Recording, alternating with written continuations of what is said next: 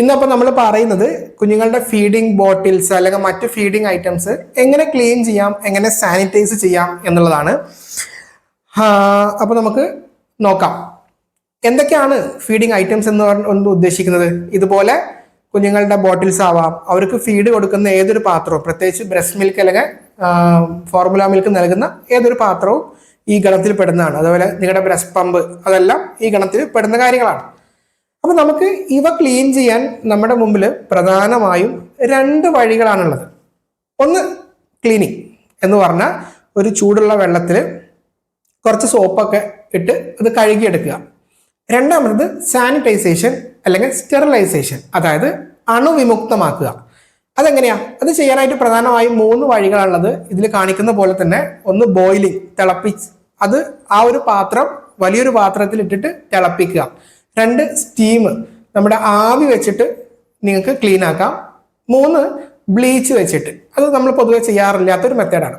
ചുരുക്കി പറഞ്ഞാൽ നിങ്ങളെ കുഞ്ഞ് ഓരോ തവണ പാല് കുടിക്കുന്നതിന് മുമ്പും ആ പാത്രം കഴുകാൻ വേണ്ടി, വൃത്തിയാക്കാൻ വേണ്ടി നിങ്ങളുടെ മുമ്പിൽ 2 വഴികളാണുള്ളത്.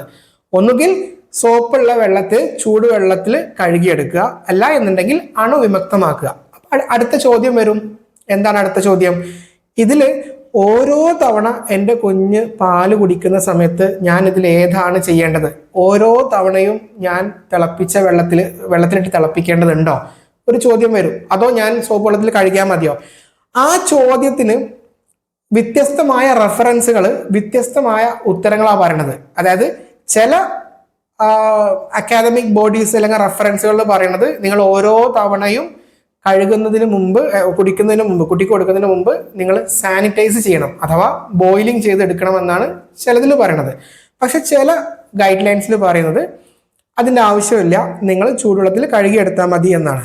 ഇപ്പം നിങ്ങൾ കാണുന്നത്, ഈ കാണുന്നതാണ് നിങ്ങൾ ഓരോ തവണയും കുഞ്ഞിന് ഫീഡ് കൊടുക്കുന്ന സമയത്ത് അങ്ങനെ തിളപ്പിക്കേണ്ട ആവശ്യമില്ല, പക്ഷെ വൃത്തിയായി കഴുകിയാൽ മതി എന്ന് പറയുന്ന ഒരു റെഫറൻസുകളാണ് ഇപ്പൊ ഈ കാണിക്കുന്നത്. അതിലേറ്റവും പ്രധാനമായി നിങ്ങൾ നോട്ടീസ് ചെയ്യേണ്ടത് CDC. അതിൽ ആദ്യത്തത് എന്താണ് CDCയുടെ പ്രത്യേകത? കാരണം നമുക്ക് കുഞ്ഞുങ്ങൾക്ക് വാക്സിനേഷൻ നൽകുന്നതും അതുമായി ബന്ധപ്പെട്ട ഗൈഡ് ലൈൻസ് ഒക്കെ തരുന്ന ഒരു ബോഡിയാണ്, വിശ്വാസയോഗ്യമായ ഒരു ബോഡിയാണ് സെന്റർ ഫോർ ഡിസീസ് കൺട്രോൾ, അമേരിക്കയുടെ. അപ്പൊ അവരും പറയുന്നത് നിങ്ങൾ ഓരോ തവണയും ബോയിൽ ചെയ്തെടുക്കേണ്ടതില്ല, മറിച്ച് വൃത്തിയായി കഴുകിയാൽ മതി. പക്ഷേ അവിടെ ഒരു പക്ഷേ ഉണ്ട്. എന്താണ് പക്ഷേ ആ വൃത്തിയാക്കലിന് ചില സ്റ്റാൻഡേർഡ് മെത്തേഡ്സ് ഒക്കെ ഉണ്ട്. അതെങ്ങനെയാന്നുള്ളത് നമുക്ക് പറയാം. അപ്പൊ അങ്ങനെ ആ സ്റ്റാൻഡേർഡ് മെത്തേഡ്സ് ഒക്കെ ഫോളോ ചെയ്ത് നിങ്ങൾക്ക് വൃത്തിയാക്കാൻ പറ്റുന്നുണ്ടെങ്കിൽ വൃത്തിയാക്കിയാൽ മതി, എപ്പോഴും തിളപ്പിക്കേണ്ട ആവശ്യമില്ല എന്നാണ് CDC പറയുന്നത്. പക്ഷെ ചില റെഫറൻസുകൾ, പ്രത്യേകിച്ച് ഇപ്പൊ UKയുടെ NHS, അതുപോലെ WHO ചില റെഫറൻസ്, ഓസ്ട്രേലിയയുടെ റെഫറൻസുകൾ, അവരൊക്കെ പറയുന്നത് നിങ്ങൾ ഓരോ തവണയും കൊടുക്കുന്നതിന് മുമ്പ് തിളപ്പിച്ചെടുക്കുകയാണ് നല്ലത് എന്നുള്ളതാണ്. അപ്പൊ ഇതൊക്കെ കേൾക്കുമ്പോൾ നിങ്ങൾക്ക് കൺഫ്യൂഷൻ ആവും. അപ്പോൾ ഞാൻ ക്ലീനിങ് ചെയ്യണോ അതോ സാനിറ്റൈസ് ചെയ്യണോ? ഓരോ തവണയും ഞാൻ ജസ്റ്റ് ക്ലീൻ ചെയ്തെടുത്താൽ മതിയോ അതോ ഞാൻ അണുവിമുക്തമാക്കണോ, അതായത് ബോയിൽ ചെയ്തെടുക്കണോ എന്ന് നിങ്ങൾക്ക് ഇപ്പോൾ ഒരു സംശയം ഉണ്ടാവും അല്ലേ?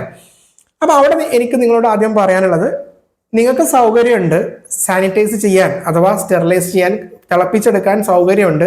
അതോടൊപ്പം നിങ്ങളുടെ കുഞ്ഞിന്റെ പ്രായം ഒരു 2, 3, 4 മാസത്തിനൊക്കെ താഴെയാണ്. അങ്ങനെ ഉണ്ട് എന്നുണ്ടെങ്കിൽ ഓരോ തവണയും നിങ്ങൾക്ക് സാനിറ്റൈസ് ചെയ്യാം. പക്ഷെ ഒരു നിർബന്ധവും ഇല്ല. എങ്ങനെയാണെങ്കിൽ നിങ്ങൾ പ്രോപ്പറായി ഓരോ തവണയും ക്ലീൻ ചെയ്യുകയാണെങ്കിൽ. അപ്പം എത്ര ഇടവിട്ട് സാനിറ്റൈസ് ചെയ്യണം അല്ലെങ്കിൽ ക്ലീനിങ് എങ്ങനെ ചെയ്യണം എന്നൊക്കെയുള്ളതാണ് നമ്മൾ ഇന്ന് ഡിസ്കസ് ചെയ്യുന്നത്. അപ്പം ഇത്രയും പറഞ്ഞതിൽ നിന്ന് ആസ് എ പാരൻസ് നിങ്ങൾ മനസ്സിലാക്കേണ്ട 2 പോയിന്റ്സ്. ഒന്ന്, നിങ്ങൾ വൃത്തിയായി ഓരോ തവണയും പാല് കുടിച്ചതിന് ശേഷം അല്ലെങ്കിൽ പാല് കുടിക്കുന്നതിന് തൊട്ട് മുമ്പായി ആ ബോട്ടിൽ വൃത്തിയായി CDC പറയുന്ന രീതിയിൽ കഴുകുകയാണെങ്കിൽ ഓരോ തവണയും ബോയിൽ ചെയ്യേണ്ടതില്ല. ഇനി നിങ്ങൾക്ക് സൗകര്യപ്പെടും, നിങ്ങൾക്ക് ബോയിൽ ചെയ്യുന്നതിന് പ്രശ്നമൊന്നുമില്ല, നിങ്ങളിപ്പോൾ വീട്ടിലാണ് നിൽക്കുന്നത്, നിങ്ങളെ കുട്ടിക്ക് ചെറിയ പ്രായമാണ്, ആ സൗകര്യങ്ങളൊക്കെ ഒത്തുവരികയാണെങ്കിൽ നിങ്ങൾക്ക് സാനിറ്റൈസ് അഥവാ ബോയിലിംഗ് ചെയ്തെടുക്കുകയും ചെയ്യാം. അപ്പൊ ഇത്രയും പറഞ്ഞ ഡിസ്കഷനിൽ നിന്ന് നിങ്ങൾ ടേക്ക് ഹോം മെസ്സേജ് ആയിട്ട് എടുക്കേണ്ടത് ഈ 2 ഏതെങ്കിലും ഒന്ന് എനിക്ക് ചെയ്യാം എന്നത് മനസ്സിലാക്കുക.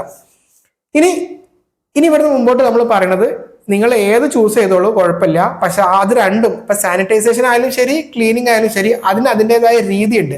അതാണ് ഇനി പറയണത്. അപ്പം ഏത് നിങ്ങളെ കുട്ടിക്ക് വേണ്ടി ചെയ്യുന്നു എന്നുള്ളതിനേക്കാൾ ഇമ്പോർട്ടന്റ് ആ ചെയ്യുന്നത് വളരെ വൃത്തിക്ക് ചെയ്യാന്നുള്ളതല്ലേ. അപ്പൊ ഇനി ഞാൻ പറയാൻ പോകുന്നത് എങ്ങനെ ക്ലീനിങ് ചെയ്യാം, എങ്ങനെ സാനിറ്റൈസ് ചെയ്യാം. അത് രണ്ടും വൃത്തിക്ക് മനസ്സിലായി കഴിഞ്ഞാൽ നിങ്ങൾക്ക് ഇഷ്ടമുള്ള പോലെ നിങ്ങൾക്ക് ചെയ്യാലോ. ഓക്കെ, അപ്പൊ ആദ്യം നമ്മൾ കടക്കുന്നത് എങ്ങനെ ക്ലീനിങ് ചെയ്യാം എന്നുള്ളതാണ്. അപ്പൊ അതിനു മുമ്പ് എൻ്റെ ഇങ്ങനെ ഒരു ഡിസ്കഷൻസ് ഒക്കെ ഈ ചാനലിൽ നടത്താനുണ്ടായ പ്രധാനപ്പെട്ട ഒരു കാരണം, ഇന്ന് സോഷ്യൽ മീഡിയ മൊത്തത്തിൽ കുറെ ഹാഫ് ബേക്ക്ഡ് ആയിട്ടുള്ള ഇൻഫർമേഷൻസ് ആണ്. ആരൊക്കെയോ എന്തൊക്കെയോ പറയുന്നു, ഹെൽത്ത് ഇൻഫ്ലുവൻസേഴ്സ് എന്ന ടാഗ് ലൈനിൽ പോലും എന്തൊക്കെയോ റെഫറൻസുകൾ ഇല്ലാത്ത, എവിഡൻസ് ഇല്ലാത്ത കാര്യങ്ങൾ പറയുന്നു. അങ്ങനെ ഒരു വീഡിയോ കണ്ട് ഒരു പാരന്റ് ആങ്ഷ്യസ് ആയിട്ടാണ് ഞാൻ ഇന്ന് ഈ വീഡിയോ ഉണ്ടാക്കാൻ ഇടയായത്. കാരണം ആ പാരന്റിന്റെ അനുഭവം എങ്ങനെയായിരുന്നു, അവർ സോഷ്യൽ മീഡിയയിൽ ഒരു വീഡിയോ കണ്ടു. ആ വീഡിയോ പ്രകാരം ഓരോ തവണയും തിളപ്പിച്ചില്ല എന്നുണ്ടെങ്കിൽ നിങ്ങളുടെ കുട്ടിക്ക് അണുബാധ വരും, അങ്ങനെയാവും ഇങ്ങനെയാവും എന്നൊക്കെ പറഞ്ഞ് ആ വീഡിയോ കണ്ട് ആ പാരന്റ് ആൻഷ്യസ് ആയി. കാരണം ആ പാരന്റ് വർക്കിംഗ് മദർ ആയിരുന്നു, ആ 6 month ഓൾഡ് ബേബി ഉണ്ടായിരുന്നു. പക്ഷെ അവരുടെ ആ ബിസി ഷെഡ്യൂളിനിടക്ക് ഓരോ തവണയും അവർക്ക് സാനിറ്റൈസ് ചെയ്യാൻ പറ്റുന്നില്ല. അപ്പൊ അത് ആലോചിച്ച് അവർ ടെൻഷനായിട്ട് ഒരിക്കൽ എൻ്റെ അടുത്ത് വന്നായിരുന്നു. അപ്പൊ അവരോട് ഞാൻ ചോദിച്ചു, നിങ്ങളോട് ആരാ പറഞ്ഞത് ഓരോ തവണയും ഇങ്ങനെ കഴുകണം, കാരണം അങ്ങനെ കഴുകാതെ നിങ്ങൾക്ക് ചെയ്യാലോ എന്ന് ഞാൻ അവർക്ക് പറഞ്ഞു കൊടുത്തു. അപ്പം അങ്ങനെ പറഞ്ഞു കൊടുക്കാൻ കാരണം എന്താ, പല ഗൈഡ് ലൈൻസിലും അങ്ങനെ പറയുന്നുണ്ട്. അപ്പൊ അങ്ങനെ റെഫറൻസ് ബേസ്ഡ് ആയിട്ടുള്ള ഇൻഫർമേഷൻസ് നിങ്ങളുടെ കുഞ്ഞുങ്ങളുടെ കെയറിങ്ങുമായി ബന്ധപ്പെട്ട് നിങ്ങൾക്ക് കേൾക്കാൻ താല്പര്യമുണ്ട്, അറിയാൻ താല്പര്യമുണ്ട്, ഈ പാരന്റിങ് ജേർണിയുടെ ഭാഗമാകാൻ താല്പര്യം ഉണ്ടെങ്കിൽ ഒന്ന് സബ്സ്ക്രൈബ് ചെയ്ത് ഈ ജേർണിയുടെ കൂടെ കൂടിക്കോളൂ. അപ്പൊ നമുക്ക് നേരെ ക്ലീനിങ്ങിലോട്ട് പോവാം. എന്താണ് ക്ലീനിങ്? നിങ്ങളെ കുട്ടിക്ക് ഓരോ തവണയും പാല് കൊടുക്കുന്നതിന് മുമ്പ് നിങ്ങൾ ആ കുപ്പി വൃത്തിയാക്കുന്നതിനെ വിളിക്കുന്ന പേരാണ് ക്ലീനിങ്. അപ്പൊ അവിടെ നിങ്ങൾ മനസ്സിലാക്കേണ്ട കാര്യം, നിങ്ങളെ കുട്ടി പാല് കുടിച്ച് 2 മണിക്കൂറിന് ശേഷം ആ കുപ്പിയിൽ എന്തെങ്കിലും കുടിക്കാത്ത പാല് ബാക്കിയുണ്ട് എന്നുണ്ടെങ്കിൽ നിർബന്ധമായും അത് പിന്നീട് ഉപയോഗിക്കാൻ പാടില്ല. അത് കളഞ്ഞ് ആ കപ്പ് അല്ലെങ്കിൽ ആ ഒരു പാത്രം കഴുകിയെടുക്കണം. എന്നിട്ട് നമ്മളത് ക്ലീൻ ചെയ്തെടുക്കുക. അപ്പൊ ഇവിടെ മനസ്സിലാക്കേണ്ട കാര്യം എന്താ, 2 മണിക്കൂറിൽ കൂടുതലാണ് നിങ്ങളുടെ കുട്ടിയുടെ ആ പാത്രത്തിൽ നിങ്ങൾ പാല് വെച്ചത് എന്നുണ്ടെങ്കിൽ പിന്നെ ആ പാല് ഉപയോഗിക്കാതിരിക്കുന്നതാണ് ഏറ്റവും ബെസ്റ്റ്. പ്രത്യേകിച്ച് ഫോർമുല മിൽക്ക് പോലെയുള്ളത്. ആ 2 മണിക്കൂർ കഴിഞ്ഞാൽ നിങ്ങളത് വെള്ളത്തിൽ ആ ബാക്കി വരുന്നത് കളഞ്ഞ് എന്നിട്ട് അത് ക്ലീനിങ് ചെയ്തെടുക്കുക. അപ്പൊ ഫസ്റ്റ് പോയിന്റ് എന്താ, 2 hours. അപ്പൊ 2 മണിക്കൂർ എന്നുള്ള ആ സമയം എപ്പോഴും മൈൻഡിൽ ഉണ്ടാവണം. പ്രത്യേകിച്ച് കുട്ടി കുടിച്ച് ബാക്കി വെച്ചതൊക്കെ 2 മണിക്കൂറിന് അപ്പുറം അത് ഉപയോഗിക്കാനും പറ്റില്ല. 2 മണിക്കൂർ കഴിഞ്ഞാൽ കളയുക, എന്നിട്ട് ക്ലീനിങ്ങിലോട്ട് പോവാം. എങ്ങനെയാണ് ക്ലീനിങ് ചെയ്യേണ്ടത്? ക്ലീനിങ് ചെയ്യേണ്ട ആദ്യത്തെ കാര്യം, ആദ്യത്തെ ചോദ്യം, എത്ര ഇടവിട്ട് നമ്മൾ ക്ലീൻ ചെയ്യണം എന്നുള്ളതാണ്. അപ്പൊ അത് സിമ്പിൾ ഉത്തരമാണ്. ഓരോ ഫീഡിങ്ങിന്റെ മുമ്പും നിങ്ങൾ സാനിറ്റൈസേഷൻ അല്ല ഉദ്ദേശിക്കുന്നുണ്ടെങ്കിൽ ക്ലീനിങ് ആണ് ചെയ്യേണ്ടത്. ഓരോ ഫീഡിങ്ങിന് മുമ്പും. എങ്ങനെയാണെങ്കിൽ നിങ്ങൾ തിളപ്പിക്കാൻ ഉദ്ദേശിക്കുന്നില്ല എന്നുണ്ടെങ്കിൽ ഈ ക്ലീനിങ് മെത്തേഡാണ് ഉപയോഗിക്കേണ്ടത്. അപ്പൊ അത് മനസ്സിലായല്ലോ. ഓക്കെ, ഇനി അടുത്തത്, ഇവിടെ ഒരു പ്രത്യേകം നിങ്ങൾ മനസ്സിലാക്കേണ്ട ഒരു പോയിന്റ്, ഈ ക്ലീനിങ് എന്ന് പറഞ്ഞാൽ ജസ്റ്റ് വെള്ളം വെച്ച് കുലുക്കി കഴുകലല്ല. അതിന് പ്രത്യേക മെത്തേഡ് ഉണ്ട്. ആ മെത്തേഡാണ് പറയണത്. അതിന് ഫസ്റ്റ് സ്റ്റെപ്പ്, ഇനി നമ്മൾ പറയാൻ പോകുന്നത്, എൻ്റെ കുട്ടിക്ക് ഞാൻ ഓരോ തവണയും പാൽ കൊടുക്കുന്നതിന് മുമ്പ് തിളപ്പിക്കാൻ താല്പര്യമില്ല, അല്ലെങ്കിൽ സൗകര്യമില്ല, ഞാൻ ഒരു യാത്രയിലാണ്, അല്ലെങ്കിൽ ഞാനൊരു ജോലിക്ക് പോകുന്ന ആളാണ്, അപ്പൊ എനിക്ക് ക്ലീനിങ് മതി. അപ്പൊ ആ ക്ലീനിങ് എങ്ങനെയാണെന്നുള്ളതാണ് നമ്മൾ പറയാൻ പോണത്. First step washing. ഈ വീഡിയോ കുറച്ച് ലെങ്ത് ഉണ്ടാവും. അപ്പൊ നിങ്ങൾക്ക് കുറച്ചൊരു ലാഗ് പോലെ തോന്നുന്നുണ്ടെങ്കിൽ നിങ്ങളെ വീഡിയോയുടെ സ്പീഡ് ഒന്ന് കൂട്ടിയിട്ട് 1.5 മറ്റോ കാണാട്ടോ. ഓക്കെ, അപ്പൊ ഫസ്റ്റ് സ്റ്റെപ്പ്, ആദ്യം ചെയ്യേണ്ടത് നിങ്ങൾ കൈ കഴുകുക. പ്രോപ്പർ ആയിട്ട് സാനിറ്റൈസ് കൈ കഴുകിയതിന് ശേഷം ഫസ്റ്റ് സ്റ്റെപ്പ്, 2 മണിക്കൂറിന് ശേഷം നിങ്ങളെ ബോട്ടിലിൽ ഇരിക്കുന്ന എല്ലാ പാലും ഒഴുക്കി കളയുക. എന്നിട്ട് ജസ്റ്റ് ഒന്ന് വെള്ളത്തിൽ ഒന്ന് ചിരട്ടിയെടുക്കുക, ജസ്റ്റ് ഒന്ന് കഴുകിയെടുക്കുക. എന്നിട്ട് ആ കുപ്പിയുടെ ഓരോ ഭാഗവും സെപ്പറേറ്റ് ആക്കുക. കുപ്പി താഴോട്ട് സെപ്പറേറ്റ് ആക്കുക, അതിന്റെ ലിഡ് മാറ്റുക, മുകളത്തെ കപ്പ് മാറ്റുക, പിന്നെ ആ നിപ്പിൾ പോലത്തെ ഇത് മാറ്റുക. അതാണ് ഫസ്റ്റ് സ്റ്റെപ്പ്, സെപ്പറേറ്റ് ചെയ്യുക. എന്നിട്ട് ഇങ്ങനെ സെപ്പറേറ്റ് ചെയ്ത ഈ കാര്യം ഒരു റണ്ണിങ് വാട്ടറിൽ കാണിച്ചിട്ട് അതിൽ ബാക്കി നിൽക്കുന്ന പാലൊക്കെ ആദ്യം ഒന്ന് ഈ റണ്ണിങ് വാട്ടറിൽ കഴുകി കളയാം. അതാണ് രണ്ടാമത്തെ സ്റ്റെപ്പ്. കഴുകി കളഞ്ഞല്ലോ. ഓക്കെ, എന്നിട്ട് ഈ കഴുകി കളഞ്ഞത് ഇതുപോലെയുള്ള ഒരു പാത്രം നിങ്ങൾ എടുക്കുക, ഒരു ബോക്സ്. ഈ ബോക്സ് എന്തിനാണെന്ന് പറഞ്ഞാൽ കുറച്ച് നല്ല കട്ടിയുള്ള പ്ലാസ്റ്റിക്കിന്റെയോ മറ്റോ ബോക്സ് ആയിരിക്കണം. കാരണം ഇതിൽ നമുക്ക് ചൂടുവെള്ളം ഒഴിക്കാനുള്ളതാണ്. എന്നിട്ട് ഇങ്ങനെയുള്ള ഒരു ബോക്സിൽ നിങ്ങൾ ആ ഓരോ പാർട്സും ഇട്ട് വെക്കുക. ഇട്ടതിന് ശേഷം അതിലോട്ട് നിങ്ങൾ ചൂടുവെള്ളവും കുറച്ച് ബേബീസിന്റെ ഇതുപോലെയുള്ള പ്രോഡക്റ്റ് ഒക്കെ കഴുകാൻ ഉപയോഗിക്കുന്ന ചില ലിക്വിഡ്സ് കിട്ടും. അത്തരം ലിക്വിഡ്സ് നിങ്ങൾ അതിലോട്ട് ആഡ് ചെയ്യാം. ഓക്കെ, അപ്പൊ പാത്രം നമ്മൾ ഓരോന്നായി എടുത്തു, അതിലോട്ട് ഓരോ പാർട്സ് അത് ഇട്ടു, അതിലോട്ട് ചൂടുവെള്ളം ഒഴിച്ചു, അതിലോട്ട് ലിക്വിഡ് ഒഴിച്ചു. എന്നിട്ട് അത് നിങ്ങൾ പ്രോപ്പറായി സ്ക്രബ് ചെയ്യാം. എങ്ങനെ? ബ്രഷ് വെച്ചിട്ട് ഓരോ ഭാഗവും സ്ക്രബ് ചെയ്തെടുക്കണം. ബ്രഷ് വെച്ച് തന്നെ എടുക്കണം. അതിലൊരു ശ്രദ്ധിക്കേണ്ട പോയിന്റ് ആണ് ആ റെഡിൽ മാർക്ക് ചെയ്തിട്ടുള്ളത്. നിങ്ങൾ ആ നിപ്പിളിന്റെ ഉള്ളിലൂടെ വെള്ളം ഒന്ന് സ്ക്യൂസ് ചെയ്ത് കളയണം. കാരണം നിപ്പിളിന്റെ ഹോളിലും അണുബാധ ഉണ്ടാകാൻ ചാൻസ് ഉള്ള ബാക്ടീരിയാസ് ഇരിക്കാം. കൃത്യമാണല്ലോ. അപ്പൊ അങ്ങനെയാണ് കഴുകിയെടുക്കേണ്ടത്. പാഡ്സ് ആക്കുക, ചൂടുവെള്ളത്തിലിട്ട് സോപ്പ് അല്ലെങ്കിൽ ലിക്വിഡ് ഒഴിച്ച് നല്ല രീതിയിൽ ബ്രഷ് ചെയ്ത് എടുക്കുക. എന്നിട്ട് ഈ നിപ്പിൾസിന്റെ ഒക്കെ ഉള്ളിലൂടെ വെള്ളം കടത്തി വിടുക. അതിനുശേഷം ആ ഒരു പാത്രം ഉണ്ടല്ലോ, അതിൽ നിന്നും ഓരോ പാർട്സ് പുറത്തെടുത്ത് റണ്ണിങ് വാട്ടറിൽ, ഫ്രഷ് ആയിട്ടുള്ള വാട്ടറിൽ കഴുകി, അത് ഒന്നുകിൽ കഴുകി നമുക്ക് എങ്ങനെ വെക്കാം, ഇതുപോലെ പുറത്തെടുത്ത് വെക്കുക, എയർ ഡ്രൈ ചെയ്യാം. അങ്ങനെ ഡ്രൈ ചെയ്യാൻ നമുക്ക് 3 വഴികളുണ്ട്. ഒന്നുകിൽ ആ മുകളിൽ കാണിച്ചതുപോലെ എന്ത് ചെയ്യാം, ഒരു നല്ല ഫ്രഷ് ആയിട്ടുള്ള പേപ്പർ എടുത്ത്, ആ പേപ്പർ ഫ്രഷ് ആയിരിക്കണം, ഇതിനു വേണ്ടി മാത്രം ഉപയോഗിക്കുന്ന ടിഷ്യൂസോ അല്ലെങ്കിൽ നിങ്ങളുടെ ടവൽസോ ആയിരിക്കണം, അതിൽ കമഴ്ത്തി വെക്കുക കുറച്ചു നേരം ഉണങ്ങുന്നത് വരെ. അല്ലാന്നുണ്ടെങ്കിൽ നിങ്ങൾക്ക് ഈ റാക്ക് പോലെ, നിങ്ങളുടെ ഈ കഴുകിയ പാത്രങ്ങൾ വെക്കാനുള്ള റാക്ക് പോലെയുള്ള സാധനങ്ങൾ ഉണ്ടായാലും വെക്കാം. അല്ല എന്നുണ്ടെങ്കിൽ കവറിൽ തൂക്കി ഇടാം എവിടെയെങ്കിലും ഭാഗത്ത് ഉണങ്ങാൻ വേണ്ടി. ഇത് 3ഉം CDC പെർമിറ്റ് ചെയ്ത മെത്തേഡ്സ് ആണ്. അതാണ് അവസാനം ചെയ്യേണ്ടത്, ഡ്രൈ ചെയ്തെടുക്കുക. ഇനി ചില ആളുകൾക്ക് ചിലപ്പോൾ അവരുടെ വീട്ടിൽ ഇതുപോലെ ഡിഷ് വാഷർ ഉണ്ടാവും. അങ്ങനെ ഡിഷ് വാഷർ ഉണ്ട് എന്നുണ്ടെങ്കിൽ നമ്മൾ ഈ പറഞ്ഞ സ്റ്റെപ്പ് ഒന്നും വേണ്ട, ഒന്ന് കഴുകിയതിന് ശേഷം ഡിഷ് വാഷറിലിട്ട് കഴുകിയെടുക്കാം. പക്ഷെ അതൊന്നും എല്ലാ വീട്ടിലും ഉണ്ടാവില്ല. നമുക്ക് എപ്പോഴും നമ്മൾ സാധാരണ പണ്ട് തൊട്ടേ ചെയ്യുന്ന രീതിയാണ് ഏറ്റവും കൺവീനിയൻ്റ് ആയിട്ടുള്ളത്. അപ്പം അത് കഴിഞ്ഞു. അപ്പം നമ്മൾ ഡ്രൈ ചെയ്തു. ഇനി അടുത്ത സ്റ്റെപ്പ് കഴിഞ്ഞിട്ടില്ല. ഓരോ ക്ലീനിങ്ങിന് ശേഷവും നിങ്ങൾ ഈ കഴുകാനെടുത്ത ആ ടബും ആ ബ്രഷും ഒന്ന് കഴുകി വെക്കണം. പ്രത്യേകിച്ച് നിങ്ങളെ കുട്ടിക്ക് പ്രായം 1 മാസത്തിന് താഴെ, 2 മാസത്തിന് താഴെ, 3 മാസത്തിന് താഴെയൊക്കെ പ്രായമുള്ള കുട്ടികൾക്ക് എന്തെങ്കിലും കാരണവശാൽ ബോട്ടിൽ ഫീഡിങ് നൽകേണ്ടി വന്നാൽ അവിടെ ശ്രദ്ധിക്കേണ്ട ഒരു കാര്യമാണ് പറഞ്ഞത്. നിങ്ങൾ ആ കഴുകാനെടുത്ത ടബ് അതും ആ ബ്രഷും അവസാനം കഴുകി അതും അതിൻ്റെതായ ഒരു സെപ്പറേറ്റ് ബോക്സിൽ ഇട്ട് വെക്കണം. എന്നിട്ട് ഉണങ്ങിയതിന് ശേഷം ഈ ബോട്ടിൽ സെപ്പറേറ്റ് ഒരു പുതിയ ഒരു കണ്ടെയ്നർ എടുത്തിട്ട് അതിൽ പാർട്സ് ആക്കി വെച്ച് ഉണങ്ങിയതിന് ശേഷം ബോക്സ് ചെയ്ത് വെക്കുക. മിക്കവാറും 2 ബോട്ടിലെങ്കിലും നിങ്ങൾ വാങ്ങിച്ചു വെക്കണം, നല്ലതാണ്. 2 ബോട്ടിൽസ്.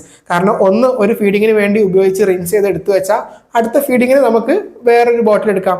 എന്നിട്ട് അടുത്ത ഫീഡിങ് ആകുമ്പോൾ ഈ ബോട്ടിൽ കഴുകി വെക്കുമ്പോൾ മുമ്പ് കഴുകി വെച്ചത്. അപ്പോൾ 2 ബോട്ടിലെങ്കിലും ഉണ്ടായാൽ നല്ലതാണ്. അപ്പൊ എങ്ങനെയാണ് കഴുകേണ്ടത്, എങ്ങനെയാണ് കീപ്പ് ചെയ്യേണ്ടത് മനസ്സിലായല്ലോ. അപ്പൊ ഇതിനെ നമ്മൾ വിളിക്കുന്ന പേരാണ് ക്ലീനിങ്.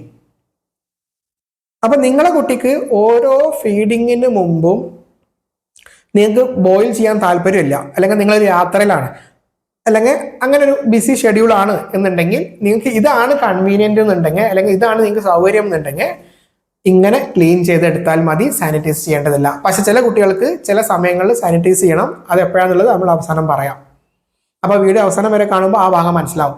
അപ്പോൾ ഇത് ഇത്രയും പറയുമ്പോൾ ചിലപ്പോൾ പാരൻസ് ആയ നിങ്ങൾക്ക് ചിലപ്പോൾ ഒരു സംശയം ഉണ്ടാവും, അല്ലെങ്കിൽ ഒരു ആശങ്ക ഉണ്ടാവും, അല്ലെങ്കിൽ ഒരു കാര്യം നിങ്ങളെ മനസ്സിലോട്ട് വരുന്നത് ചിലപ്പം ഇങ്ങനെ ബോയിൽ ചെയ്യുന്നതിനേക്കാൾ ഡിഫിക്കൽട്ട് ആണല്ലോ ഈ മെത്തേഡ്, ഇതിനേക്കാൾ എളുപ്പം ഒരു 5 മിനിറ്റ് ബോയിൽ ചെയ്യുന്നതല്ലേ എന്ന് ചോദിക്കാം.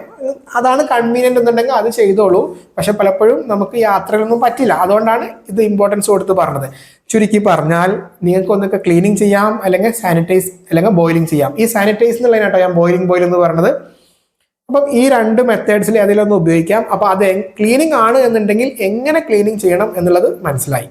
അപ്പം ഇങ്ങനെയാണ് ഒരു കുഞ്ഞിന് ഫീഡിങ് നൽകുന്ന ബോട്ടിൽസ് അല്ലെങ്കിൽ നിങ്ങളുടെ മിൽക്ക് കണ്ടെയ്ൻ ചെയ്യുന്ന മറ്റെല്ലാ പാത്രങ്ങളും കഴുകേണ്ട രീതി കൃത്യമാണല്ലോ. ഇനി നമുക്ക് ഒരു കാര്യം നോക്കാം. ഇങ്ങനെ ക്ലീനിങ് ചെയ്യുമ്പോൾ എന്തൊക്കെ സാധനങ്ങൾ വാങ്ങണം ജസ്റ്റ് ഒന്ന് നോക്കി പോയാൽ മതി. 2 പാത്രം വേണം. ഒന്ന് ആദ്യം ക്ലീൻ ചെയ്യാനും പിന്നെ സ്റ്റോർ ചെയ്യാനും. അതിൻ്റെ ബ്രഷ് വേണം, പിന്നെ നമ്മളെ ഒരു സിങ്ക്. ഒരു കാര്യം പറയാനുള്ളത്, ഒരിക്കലും നിങ്ങളുടെ കുഞ്ഞുങ്ങളെ പാത്രം നിങ്ങൾ ബാക്കിയുള്ള പാത്രങ്ങൾ കഴുകുന്ന സിങ്കിലിട്ട് കഴുകരുത്. അതിന് പ്രത്യേക ഡബ്ബ തന്നെ ഇതിൽ കാണിക്കുന്ന പോലെ വാങ്ങണം. ഇനി അടുത്ത ചോദ്യം, ഞാൻ ഇതുപോലെയുള്ള നമ്മുടെ ഈ ഫോർമുല മിൽക്കിന്റെ കണ്ടെയ്നർ ക്ലീൻ ചെയ്യേണ്ട ആവശ്യമുണ്ടോ? ആവശ്യമില്ല. അതിന്റെ മുകളിൽ തുടച്ചെടുത്താൽ മതി. അതുപോലെ തന്നെ നമ്മുടെ സ്കൂപ്പ്, ഈ ഫോർമുല മിൽക്ക് എടുക്കുന്ന സ്കൂപ്പ് കഴുകണോ? വേണ്ട, അതിന്റെ ആവശ്യമില്ല. അത് അഥവാ അറിയാണ്ട് താഴെ പോവുകയോ അല്ലെങ്കിൽ അതിൽ അഴുക്കാവുകയോ ചെയ്താൽ മാത്രം നിങ്ങൾ കഴുകിയെടുക്കുക. കഴുകിയെടുത്ത ഉണങ്ങാതെ ഈ ഇതിലോട്ട് ഇട്ട് കഴിഞ്ഞാൽ, ആ പൊടിയിലോട്ട് ഇട്ട് കഴിഞ്ഞാൽ ആ പൊടിയിൽ എന്ത് പിടിക്കും? കട്ട പിടിക്കും. അപ്പൊ അത് ശ്രദ്ധിക്കുക. ഇനി നമുക്ക് ക്ലീനിങ് കഴിഞ്ഞു. അടുത്ത ടോപ്പിക് സാനിറ്റൈസേഷൻ. ഇതാണ് നമ്മുടെ കേരളത്തില് നമ്മുടെ മിക്ക പാരൻസും ചെയ്യുന്ന കാര്യം. ഓരോ ഫീഡിങ്ങിന് മുമ്പും സാനിറ്റൈസ് ചെയ്തെടുക്കും. നല്ല കാര്യം. നിങ്ങൾക്ക് അതാണ് കൺവീനിയന്റ് എന്നുണ്ടെങ്കിൽ അത് ചെയ്തോളൂ, ഒരു കുഴപ്പമില്ല. പക്ഷെ എല്ലായ്പ്പോഴും ഈ ബോട്ടിൽ ഇങ്ങനെ ചൂടാക്കുമ്പോൾ പല പാരൻസിനും കൺസേൺ ഉണ്ട്, പ്ലാസ്റ്റിക് അല്ലേ, അതുപോലെ സൗകര്യക്കുറവുണ്ട്. പക്ഷെ പ്ലാസ്റ്റിക് ആണെന്ന് വെച്ച് ചൂടാക്കുന്നതിന് കുഴപ്പമൊന്നുമില്ല. കാരണം ചൂടാക്കാൻ പറ്റുന്ന പ്ലാസ്റ്റിക് വെച്ചിട്ടാണ് ഇത് ഉണ്ടാക്കിയിട്ടുള്ളത്. അങ്ങനെ ഉണ്ടാക്കിയാൽ മാത്രമാണ് ISI മുദ്ര ഇന്ത്യയിൽ കിട്ടുള്ളൂ.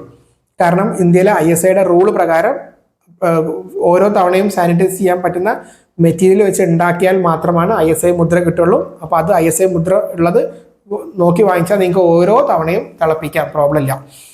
അപ്പൊ നിങ്ങൾ ഇനി സാനിറ്റൈസ് ആണ് ചെയ്യണത് എന്നുണ്ടെങ്കിൽ എങ്ങനെ ചെയ്യാം എന്നുള്ളതാണ്. പക്ഷെ അതിനു മുമ്പ് നിങ്ങൾ അറിയേണ്ട കാര്യം, ഈ സാനിറ്റൈസേഷൻ അഥവാ ഈ ബോയിലിംഗ് എങ്ങനെ ചെയ്യാം, എപ്പോൾ ചെയ്യണം എന്നുള്ളതാണ് ആദ്യം അറിയേണ്ടത്. ഞാൻ നിങ്ങളോട് പറഞ്ഞു എല്ലാ ഫീഡിങ്ങിന് മുമ്പും സാനിറ്റൈസ് ചെയ്യണമെന്നില്ല, ശരിയാണ്. എന്നിരുന്നാൽ പോലും നിങ്ങൾ ക്ലീനിങ് ആണ് ഉപയോഗിക്കുന്നുണ്ട് എന്നുണ്ടെങ്കിൽ പോലും ചില ആളുകൾക്ക് ഡെയിലി ഒരു തവണയെങ്കിലും സാനിറ്റൈസ് ചെയ്യണം. ചില കുട്ടികൾക്ക് 2-3 ദിവസം കൂടുമ്പോഴെങ്കിലും സാനിറ്റൈസ് ചെയ്യണം. കൃത്യമാണോ പറഞ്ഞത്? കൃത്യമാണോ? നിങ്ങൾ ക്ലീനിങ് ആണ് അഥവാ കഴുകലാണ് നിങ്ങൾ ഉദ്ദേശിക്കുന്നത്, എന്നിരുന്നാൽ പോലും ഒരു തവണയെങ്കിലും ഡെയിലി ഒരു തവണയെങ്കിലും സാനിറ്റൈസ് ചെയ്യേണ്ടതുണ്ട് ചില കുട്ടികൾക്ക്. അത് ആരൊക്കെയെന്ന് ഞാൻ പറയാം. അതുപോലെ തന്നെ എല്ലാ കുട്ടികൾക്കും അറ്റ്ലീസ്റ്റ് 2-3 ദിവസം കൂടുമ്പോഴെങ്കിലും സാനിറ്റൈസ് ചെയ്യണം. ഓക്കെ, അപ്പൊ ഇനി നമുക്ക് എങ്ങോട്ട് പോവാം, എങ്ങനെ സാനിറ്റൈസ് ചെയ്യാം എന്ന് നോക്കാം. 2 കാര്യങ്ങളാണ് പറഞ്ഞത്, എങ്ങനെ, എപ്പോൾ. ആ എപ്പോൾ എന്നുള്ളതിലാണ് അടുത്ത ചോദ്യം. ഡെയിലി വേണോ അതോ ആഫ്റ്റർ ഈച്ച് ഫീഡ് മതിയോ? ഈച്ച് ഫീഡ് വേണോ, ഡെയിലി മതിയോ അതോ ആഫ്റ്റർ ഈച്ച് ഫീഡ് വേണോ എന്നുള്ള ചോദ്യത്തിലുള്ള ഉത്തരം ഓൾറെഡി ഇപ്പൊ നിങ്ങൾക്ക് കിട്ടിക്കഴിഞ്ഞു. നിങ്ങളുടെ ഇഷ്ടമാണ്. പക്ഷേ ഡെയിലി അറ്റ്ലീസ്റ്റ് ചില കുട്ടികൾക്ക് നിർബന്ധമായി ചെയ്യേണ്ടതുണ്ട്, അത് നമുക്ക് പറയാം. അപ്പൊ അടുത്ത ടോപ്പിക്ക്, എന്താണ് സാനിറ്റൈസേഷൻ അല്ലെങ്കിൽ സ്റ്റെറിലൈസേഷൻ? ഒന്നുമില്ല, നിങ്ങളുടെ കുഞ്ഞിന്റെ ആ ബോട്ടിൽ അണുവിമുക്തമാക്കുന്ന വിളിക്കുന്നതിന് പേരാണ് സാനിറ്റൈസേഷൻ. അതിന് നമുക്ക് മുമ്പിൽ 3 വഴികളുണ്ട്: ബോയിലിംഗ്, സ്റ്റീമിംഗ്, ബ്ലീച്ച് സൊല്യൂഷൻ. ഒരു സൊല്യൂഷൻസ്, ബ്ലീച്ചിങ് സൊല്യൂഷൻസ് വെച്ചിട്ടുള്ള സാനിറ്റൈസേഷൻ. അതായത് നമ്മുടെ ഇന്ത്യയിൽ ഏറ്റവും കോമൺ ആയി, പ്രത്യേകിച്ച് കേരളത്തിൽ നമ്മുടെ പാരൻസ് ചെയ്യുന്ന 2 മെത്തേഡ്, ഒന്ന് ബോയിലിങ്ങും ഒന്ന് സ്റ്റീമിങ്ങും ആണ്.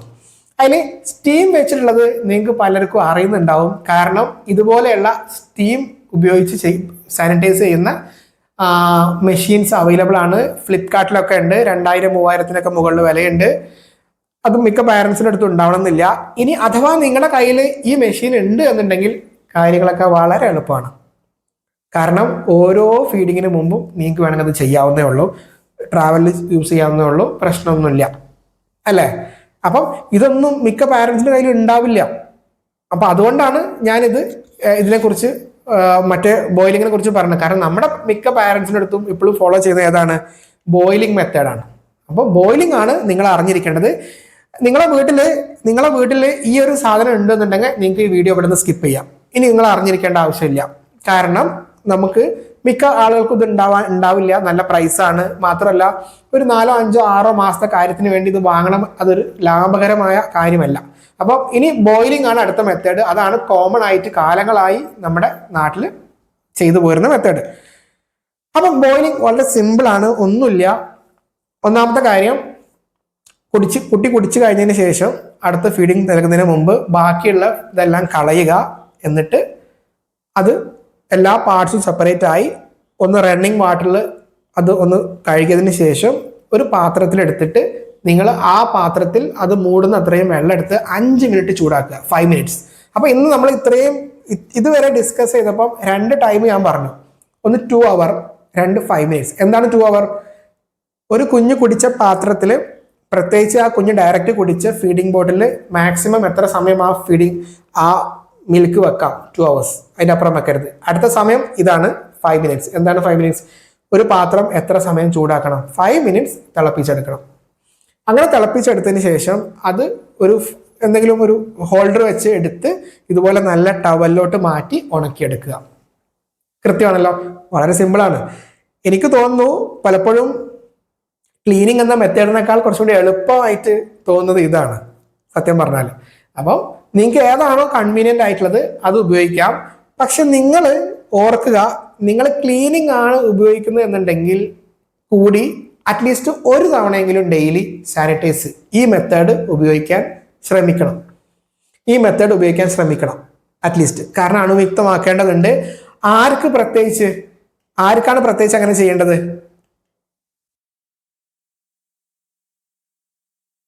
ഈ 3 കാറ്റഗറി.